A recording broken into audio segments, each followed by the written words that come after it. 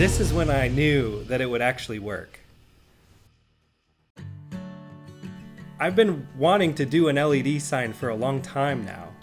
Building Gregory's Bindery, the link to that is in the description by the way, was the perfect opportunity to give it a go because now he's got a big old blank wall. So our goals for this project are: 1, the sign needs to be at least 24 inches by 24 inches. 2, it's got to be cut on a laser because there's no way I'm cutting this out by hand. And 3, it's got to have LEDs, and the LEDs have to be multicolor because even though RGB has been overdone more times than I can count, it's still just so super cool. The main obstacle in doing this is the fact that the laser cutting bed is only 20 inches wide and 10 inches deep. So we've got to work around those constraints. But I think I have a plan for that. I think it's best to design it in layers, starting with the back layer. This is the layer that'll have the LEDs attached to it. I've made a puzzle piece pattern so that I can cut it in smaller pieces on the laser and then take it out and assemble it. One layer of puzzle pieces is probably not going to be strong enough, so I'll make 2 layers and I'll just rotate one of the layers and then I'll glue them together.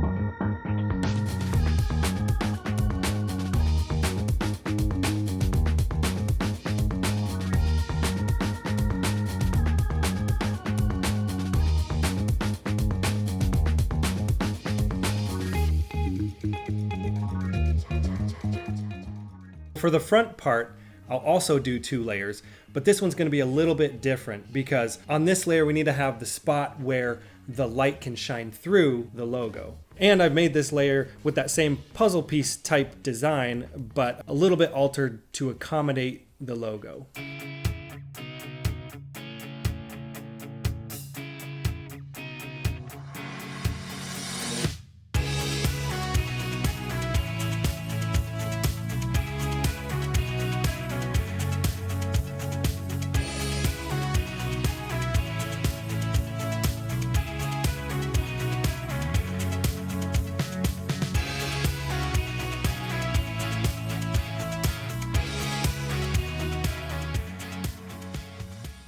For the logo, I'm actually using just plain old white acrylic.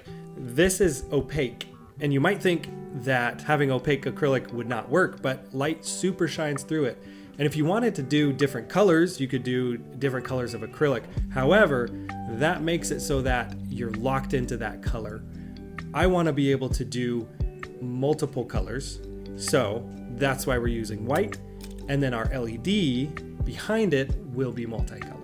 I actually designed the white acrylic to be about a 1/16 inch bigger than the cutout of the background. So that'll make it so that when I cut out the acrylic, I can have a little bit of space along the edge to glue it to the background. It makes it so that the acrylic is effectively the second layer on the front piece.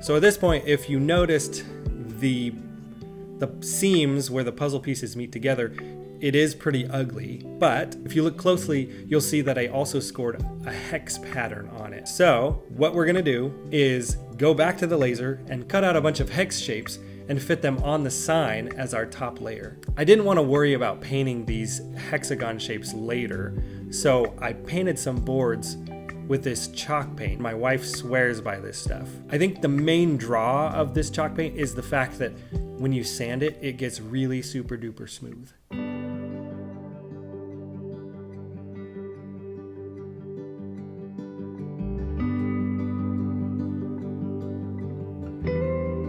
I chose hexagons because I just think the shape looks really cool, but you could choose any shape that's going to be interlocking as long as it's small enough to be cut on the laser. That's the main reason I did these smaller pieces.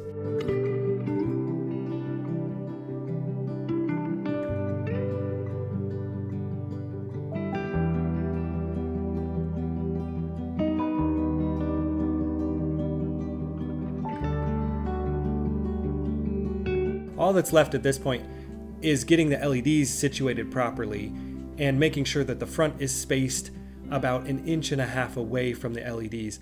I determined that 1.5 inches was what I needed because then the light could diffuse properly and it could illuminate the logo nicely and evenly.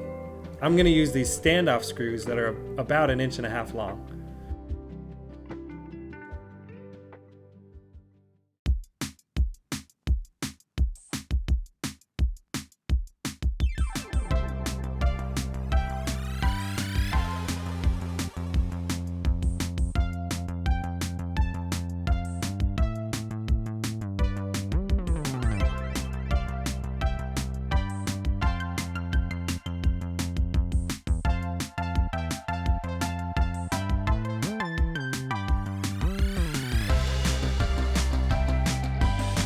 An added benefit to using these standoff screws is the fact that you can unscrew the top and get to the LEDs if you need to. So this sign could be repaired or changed or whatever you might need to do at any point in the future. So this brings us to the moment of truth. But before we do that, there's just a couple of notes that I wanted to mention. Firstly, we really wanted to make this sign with battery LEDs because we didn't want to have to deal with the cord. But if you look at the difference between the battery LEDs and the plug-in LEDs, it is quite astounding. I think you'll agree. So we're gonna have to figure out a way to hide that cord.